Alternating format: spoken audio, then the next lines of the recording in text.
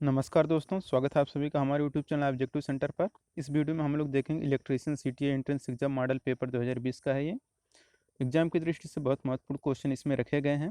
तो वीडियो शुरू करने से पहले जिन लोगों ने वीडियो को शेयर नहीं किया है वो लोग वीडियो को शेयर कर दें अपने दोस्तों के साथ और लोगों को बता दें कि इस पर इलेक्ट्रीशियन का मॉडल पेपर पढ़ चुका है सीटीआई का, तो वो लोग देख सकते हैं। तो चलिए शुरू करते हैं। पहला क्वेश्चन है कि श्रेणी सी के अग्निशामक किस प्रकार की आग को बुझाने के काम आते हैं। ऑप्शन है कागज की आग, पेट्रोल की आग, एलपीजी की आग, डी है तारों और मशीनों की आग। तो देखिए जो श्रेणी सी का रहता है यह आपका एलपीजी की आग को बुझाने के लिए आता है। यहाँ पे इसका सी आंसर करेक्ट हो जाएगा। देखिए कागज की लकड़ी जो आता है ये आपका श्रेणी ए की आग को बुझाने के लिए, पेट्रोल जो रहता है ये आपका बी आ जाएगा पेट्रोल। एलपीजी है यानी कि गैसों के लिए आपका ये सी वाला आता है अग्निशामक, और जो तारों और मशीनों के लिए रहता है यहाँ पे क्लास डी का अग्निशामक यंत्र यूज करते हैं। तो यहाँ पे आपको समझ में आ गया होगा। तो चलते हैं नेक्स्ट क्वेश्चन पे। देखिए यहाँ पे सब कुछ हो चुका है, बता चुके हैं कि यहाँ पे वही चीज़ लिखा है। क्योंकि अग्निशामक ए बी और सी जो क्षेत्रीयों में आते हैं वो लकड़ी कागज कपड़ा की आग को बुझाने के काम आते हैं क्लास ए, और जो क्लास बी रहता है या मिट्टी का तेल डीजल पेट्रोल की आग को बुझाने के लिए, गैसों के द्वारा आपको लगी आग बुझाने के लिए किया जाता है सी का, और जो क्लास डी का रहता है उससे आपका विद्युत द्वारा लगी आग को बुझाने के लिए किया जाता है। दूसरा क्वेश्चन है कि ओम के नियमानुसार क्या होता है। देखिए तो ओम का नियम क्या कहता है कि जो रहता है वो रहता है V equal to I R, यही तो हम लोग पढ़े हैं, V equal to I R या I R equal to V by I, यही होता है। तो यहाँ पे ऐसा करेक्ट आंसर का क्या मिले, option number C R equal to V by I यहाँ पे करेक्ट आंसर हो जाएगा आपका। चलते हैं तीसरे नंबर के क्वेश्चन में।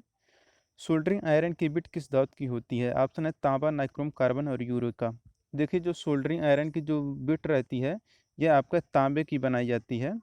तो यहाँ पे इसका ए आंसर करेक्ट हो जाएगा। यहाँ पे देख लिखा कि सोल्डरिंग आयरन की बिट तांबे की बनी होती है क्योंकि इससे ऊष्मा ट्रांसफर सबसे जल्दी होता है और यह गर्म भी जल्दी हो जाता है। एक हर्स पावर बराबर कितना वाट होता है। तो देखिए एक हर्स पावर बराबर होता है आपका 746 वाट के। लेकिन ये जो होता है 746 वाट ये आपका होता है ब्रिटिश में। ठीक, ब्रिटिश में होता है कि एक हॉर्स पावर अगर ब्रिटिश यूनिट का है तो 746 वाट। अगर यही कह देता कि मीट्रिक में कितना होता है तो मीट्रिक में 735.5 वाट होता।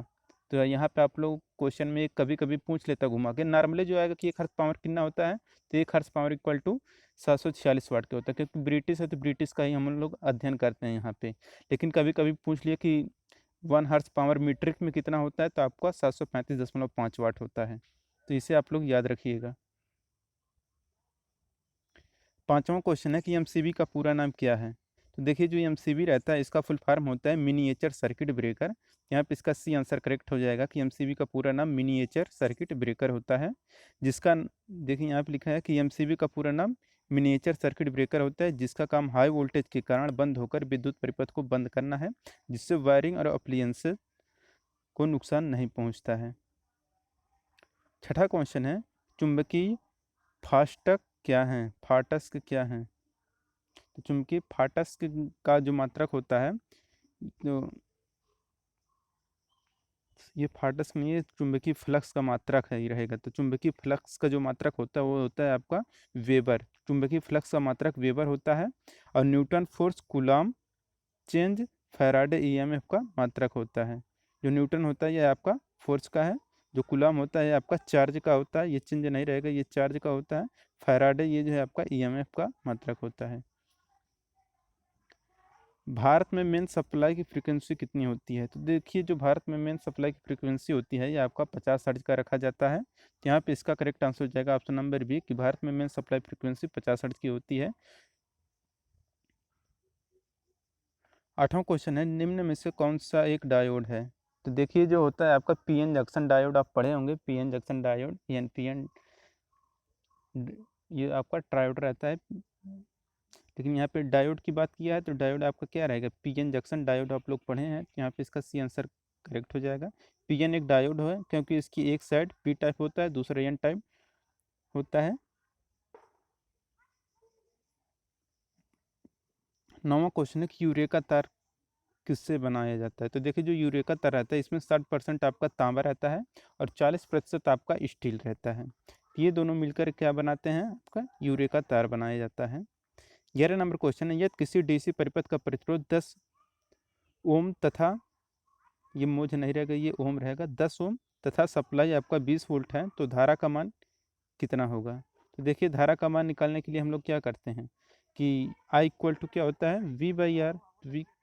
वी का मान पता है हमारा 20/10 यानी कि 2, आपका करेक्ट आंसर हो जाएगा। यहाँ पे ऑप्शन नंबर डी करेक्ट हो जाएगा। 11 नंबर क्वेश्चन है कि वोल्टेज रेगुलेशन मेन उपयोग होता है। तो वोल्टेज रेगुलेशन जो रहता है, तो इसमें जो यूज किया जाता है ये आपका रहता है जीनर डायोड। वोल्टेज रेगुलेशन में क्या उपयोग होता है? आपका जीनर डायोड।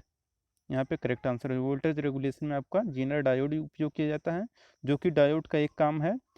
अब फ्यूज, रिले, विभवांतर विद्युत परिपथ में लगाए जाते हैं। द्वितीयक सेल क्या है? तो देखिए जो द्वितीयक सेल होता है आपका लेड एसिड सेल है। द्वितीयक सेल आपका लेड एसिड सेल है। क्योंकि आपको लेड एसिड क्या है? क्योंकि बार बार इसे आप चार्ज कर सकते हैं।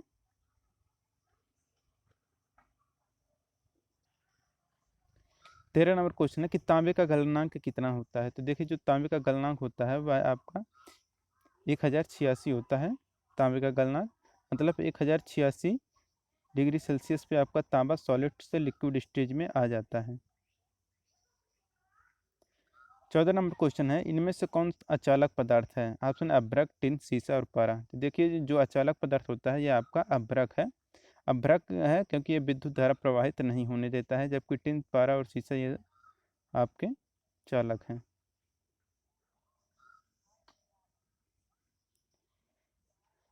15 नंबर क्वेश्चन है कि सोल्डरिंग आयरन का एलिमेंट होता है। तो देखिए जो सोल्डरिंग आयरन रहता है इसका जो रहता है ये आपका नाइक्रोम का बनाया जाता है। यहाँ पे इसका डी आंसर करेक्ट हो जाए। सोल्डरिंग आयरन के एलिमेंट कॉपर से बना होता है तथा एचएम को नाइक्रोम से बनाया जाता है।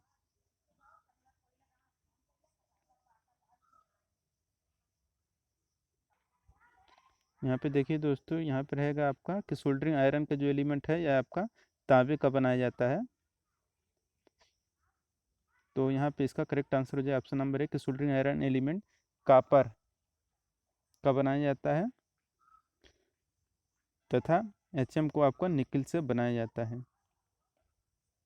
इम्पीडेंस का मात्रक क्या होता है? तो देखिए इम्पीडेंस का जो मात्रक होता है वह होता है आपका ओम से हम लोग व्यक्त करते हैं। इम्पीडेंस का मात्रक ओम होता है। 17 नंबर क्वेश्चन कि बैटरी का अपेक्षित घनत्व किससे नापा जाता है? तो बैटरी का जो अपेक्षित घनत्व रहता है यह आपका हाइग्रोमीटर के द्वारा नापा जाता है। मल्टीमीटर द्वारा आपका ऊंचाई मापा जाता है। इलेक्ट्रोमीटर द्वारा आपका दूध का मापा जाता है, अम्लता। और वायर गेज तारों की मोटाई नापा जाता है। और जो मल्टीमीटर रहता है आपका बिजली परिपथ के काम में लाया जाता है।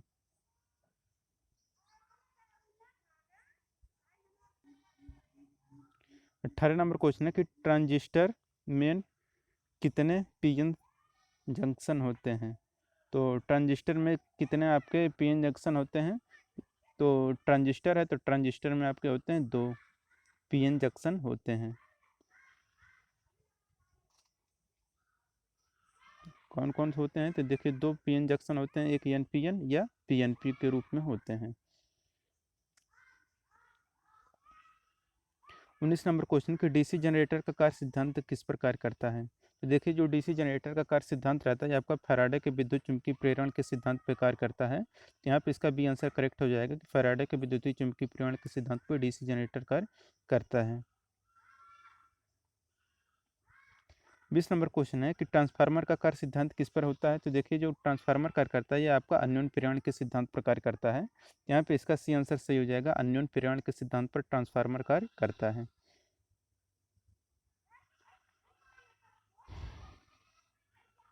21 नंबर क्वेश्चन है कि ट्रांसफार्मर परिवर्तित करता है। तो देखिए जो ट्रांसफार्मर यह आपका वोल्टेज को परिवर्तित करता है।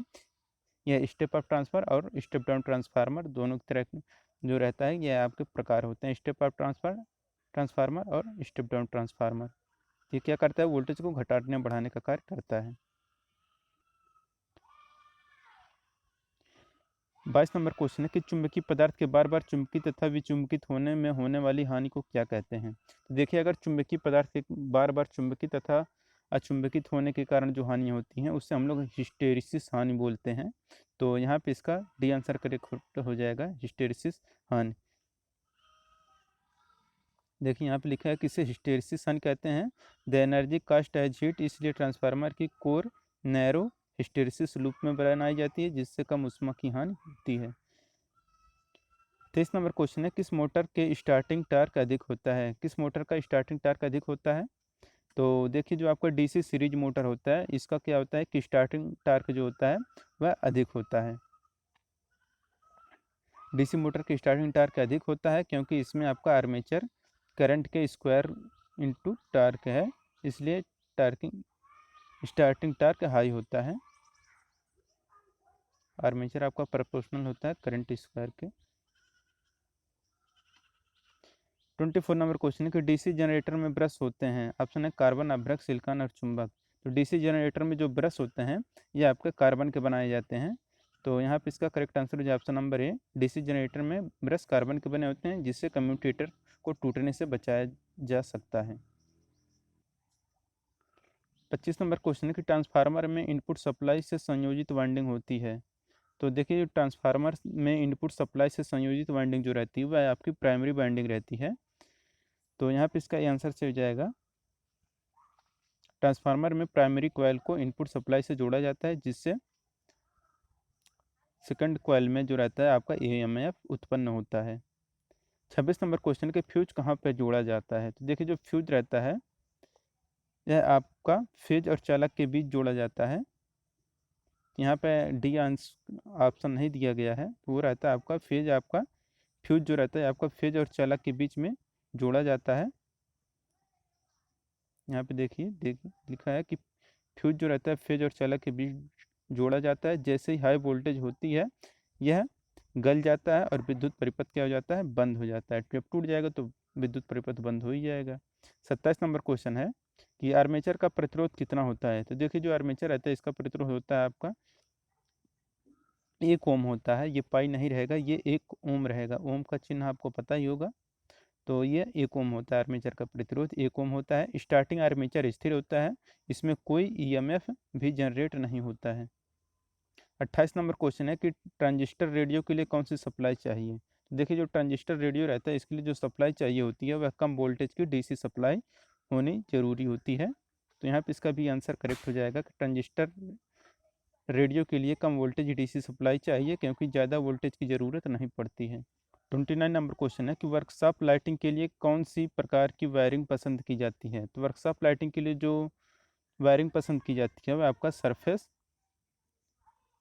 रहता है, सरफेस क्यूट। तो सुरक्षा उपकरणों से वर्कशॉप में सरफेस सिक्योर वायरिंग उपयोग की जाती है। 30 नंबर क्वेश्चन, निम्न में से किस पदार्थ की अस्थायी चुंबकत्व नहीं होता है। तो किस पदार्थ का अस्थायी चुंबक नहीं बनाया जाता है। तो देखिए, जो सॉफ्ट टायर रहता है इसका हम लोग अस्थायी चुंबक नहीं बनाते हैं क्योंकि गर्म करने पर इसकी मात्रिक संस्था बदलने से इसका टेम्परेरी चुंबक प्रदान करती है। 31 नंबर क्वेश्चन है कि डायनेमिक इंडक्शन का प्रयोग किया जाता है। तो देखिए, जो डायनेमिक इंडक्शन का प्रयोग किया जाता है आपका जनरेटरों के लिए किया जाता है। यहाँ पे इसका सी आंसर करेक्ट हो जाएगा, डायनेमिक इंडक्शन का प्रयोग जनरेटरों के लिए किया जाता है क्योंकि जनरेटर में कंडक्टर और मैग्नेटिक फील्ड एक दूसरे के सापेक्ष घूमते हैं। 32 नंबर क्वेश्चन है कि डीसी मोटर का सिद्धांत किस प्रकार करता है। तो डीसी मोटर का जो सिद्धांत रहता है आपका फैराडे के विद्युत चुंबकीय के सिद्धांत प्रकार करता है। यहाँ पे इसका ये आंसर करेक्ट हो जाएगा। 33 नंबर क्वेश्चन है कि अनबैलेंस लोड के लिए कौन सी मोटर प्रयोग करते हैं। तो देखिए, अनबैलेंस लोड के लिए हम लोग क्या करते हैं कि यौगिक मोटर भी यूज करते हैं, मिश्रित मोटर भी, कंपाउंड मोटर भी। तो यहाँ पे इसका डी आंसर से हो जाएगा उपरोक्त सभी।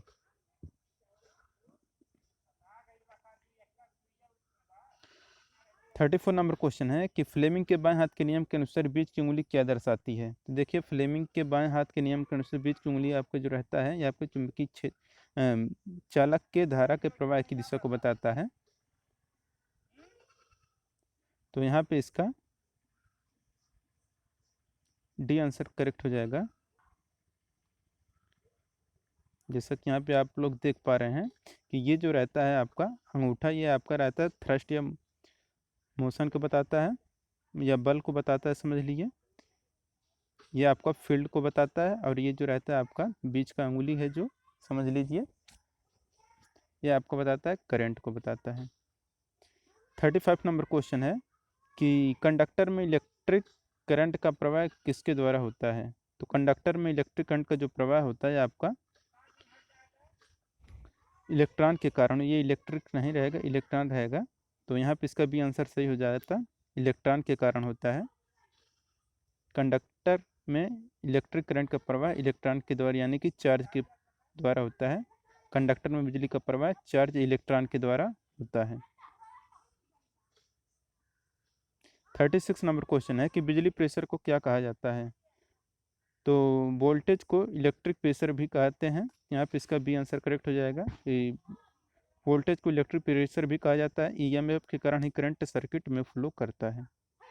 37 नंबर क्वेश्चन है अब कि मानक वायर गेज की रेंज कितनी होती है। तो मानक वायर गेज की जो रेंज होती है ये आपका 0 से आपका 36 SWG होता है, स्टैंडर्ड वायर गेज। तो 0 से 36 स्टैंडर्ड वायर गेज तक आपका होता है मानक वायर गेज का रेंज। 38 नंबर क्वेश्चन है कि विद्युत वाहक बल के मात्रक क्या होता है। तो विद्युत वाहक बल का जो मात्रक होता है वह आपका कूलम होता है। ट्रांजिस्टर में कितने सिरे होते हैं। तो देखिए जो ट्रांजिस्टर रहता है इसमें आपका 3 सिरा होता है। यहाँ पे इसका सी आंसर करेक्ट हो जाएगा, ट्रांजिस्टर में आपके 3 सिरे होते हैं। 40 नंबर क्वेश्चन है कि कई परिपथों को एक साथ ऑन ऑफ करने वाले विद्युत स्विच को क्या कहते हैं। तो इसे हम लोग बोलते हैं कॉन्टेक्टर स्विच कहा जाता है। यह एक बड़ी रिले की तरह होती है। 41 नंबर क्वेश्चन, एक फैरड बराबर कितना होता है। तो देखिए एक फैरड बराबर होता है आपका जूल प्रति कूलम के होता है। यहाँ पे इसका भी आंसर करेक्ट हो जाएगा कि एक फैरड बराबर होता है जूल प्रति कूलम के।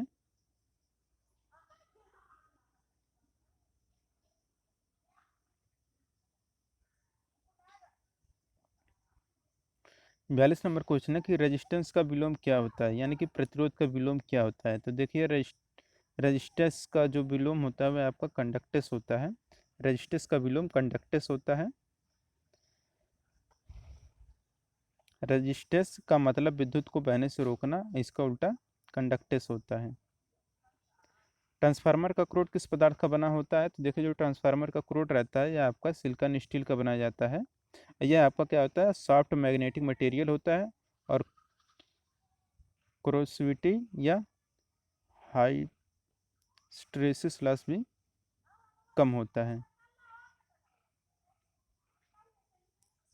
44 नंबर क्वेश्चन, एक पूर्ण रूप से चार्ज बैटरी का ईएमएफ प्रति सेल कितना होता है। तो देखिए एक पूर्ण चार्ज बैटरी का जो ईएमएफ होता है प्रति सेल यह आपका 2.2 वोल्ट होता है। यहाँ पे इसका सी आंसर सही हो जाएगा।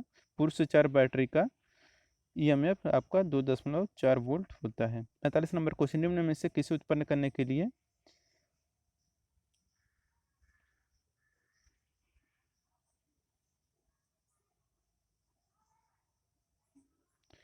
यहाँ पे ये रहे, ये मतरेटर नहीं रहेगा, मतरेटर नहीं, ये आपका अल्टरनेटर रहेगा, याद रखिएगा कि निम्न में से किसे उत्पन्न करने के लिए अल्टरनेटर का प्रयोग किया जाता है। तो देखिए जो अल्टरनेटर का प्रयोग किया जाता है यहाँ पे अल्टरनेटर रहेगा। अल्टरनेटर का प्रयोग आपका मैकेनिकल एनर्जी को इलेक्ट्रिक एनर्जी में कन्वर्ट करता है, एसी को फार्म में। तो यहाँ पे इसका बी आंसर करेक्ट हो जाएगा। अल्टरनेटर का प्रयोग एसी के लिए किया जाता है, एसी उत्पन्न करने के लिए किया जाता है। तो ये आपका अल्टरनेटर रहेगा, याद रखिएगा। 46 नंबर को, यह समांतर जुड़े हुए चार बराबर प्रतिरोध का तुल्य प्रतिरोधार है तो प्रत्येक प्रतिरोध का मान कितना होगा। तो समांतर जुड़े हुए चार बराबर प्रतिरोधों का तुल्य प्रतिरोधार है, तो प्रत्येक प्रतिरोध का जो मान होगा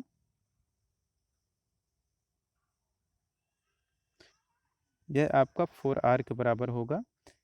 तो यहाँ पे देख लीजिए कैसे निकाला जाए कि 1/T को 1/R हो जाए, वो ऐसे चार करेंगे तो ये 4/R हो जाएगा। तो यहाँ पे RT का मान निकाल देंगे तो आपका 4R करेक्ट आंसर आ जाएगा।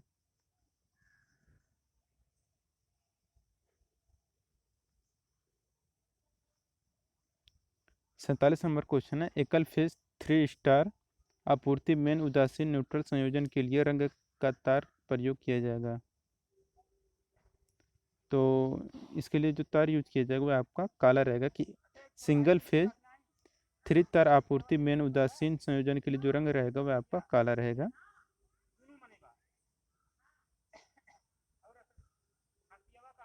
48 नंबर क्वेश्चन है कि दोलन किस में होता है। तो देखिए, जो दोलन होता है आपका सिंक्रोनस मोटर और जनरेटर में दोलन होता है। जब यह भयानक भार बढ़ता है तो रोटर एकदम से अपनी इक्विलिब्रियम पोजीशन पे आ जाता है। 49 नंबर क्वेश्चन, विद्युत चुंबक का चुंबकीय बल कैसे बढ़ाया जाता है।